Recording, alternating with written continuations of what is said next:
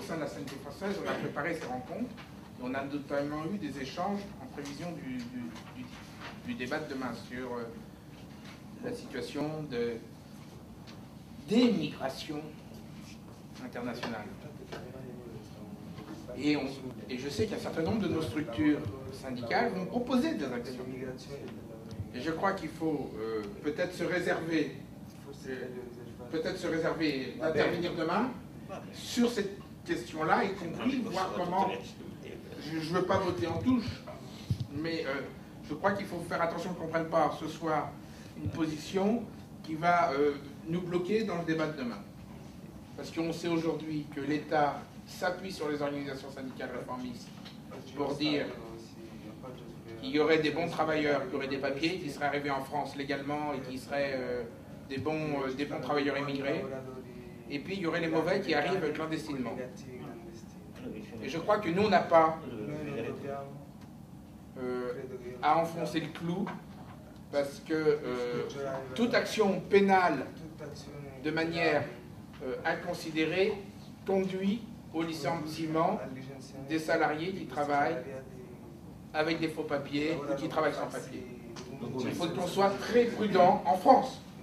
C'est pour ça que je dis qu'il faut qu'on soit très prudent, parce qu'aujourd'hui, y compris, on voit des syndicalistes, dans l'hôtellerie notamment, qui disent les entreprises de nettoyage utilisent des faux papiers et ils font des dénonciations à l'inspection du travail.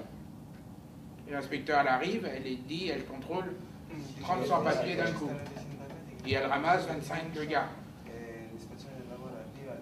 Alors, certes, il faut agir contre les patrons, mais il faut aussi faire attention que ce que l'on fait ne se retourne pas contre les gens qu'on prétend vouloir défendre ou aider.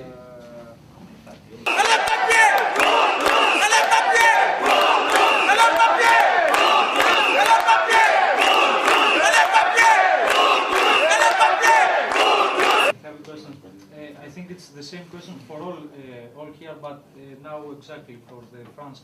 How many are the immigrants workers in building here in France, and how many are the unlegal? Enfin, dans ce qu'on peut constater, nous, en région parisienne, je veux dire que les problèmes, bien sûr que les travailleurs sans papier ont plus des problèmes que d'autres, ça c'est clair, mais ce n'est pas la majorité des... Enfin, je veux dire que le problème des sans-papiers, le problème du travail dans le bâtiment, enfin, je veux dire, il n'est pas... on a du mal à aborder le problème des sans-papiers. On a un certain nombre de solutions pour essayer de faire en sorte qu'ils obtiennent des papiers, mais à mon sens, ça serait une erreur de se focaliser sur les travailleurs sans papier. Je veux dire, il faut résoudre le problème, il faut les aider à résoudre le problème, bien sûr.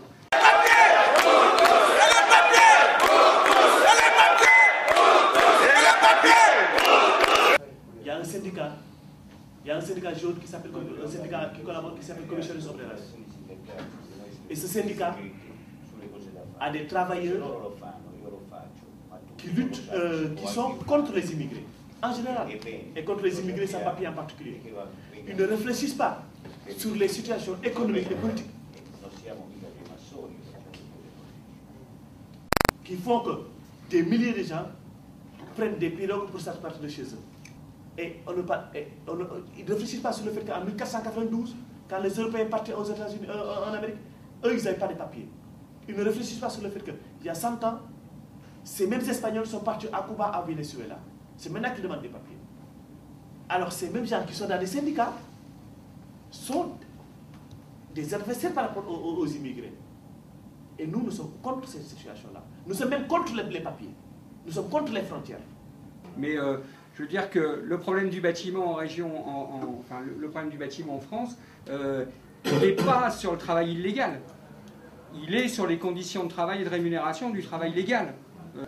Quand on fait le tour, si on fait une analyse rapide de ce qui s'est dit dans les différents pays, on constate qu'il y a énormément de choses qui sont semblables. Bon. Et que donc, chaque délégation, ou les camarades qui sont chacun dans leur pays, ont un gros boulot à faire en ce qui concerne la conscientisation et les luttes qu'il y a à faire dans les pays. Je crois qu'on n'a pas oublié, mais on doit l'ajouter, à part la privatisation, c'est le sujet de la sécurité. Le domaine du transport, c'est le domaine le plus important et l'importance totale, c'est la sécurité. C'est pour cela le sujet de la sécurité, car chez nous au Maroc, chaque année, les cheminots tombent, meurent par des accidents de travail, c'est-à-dire l'indice des accidents de travail, il est très élevé par mesure de sécurité. Alors, pour avoir un système de sécurité, soit pour les clients ou pour le matériel ou pour les collaborateurs, il faut discuter, je crois, un petit point parmi les points divers de notre débat. Le point de sécurité, c'est un point très intéressant qu'on doit y avoir attention. On doit parler de la sécurité, puisque... Le problème de la sécurité, c'est que ça ne rapporte pas de plus-value au patronat.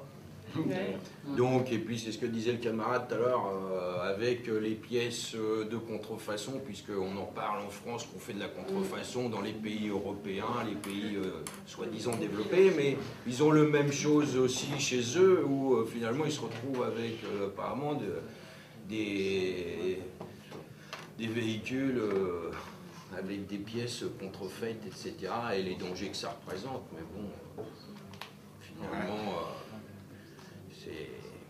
C'est une histoire de coût. Oui. La sécurité, c'est une conséquence, comment dire, c'est la direction qui choisit la sécurité.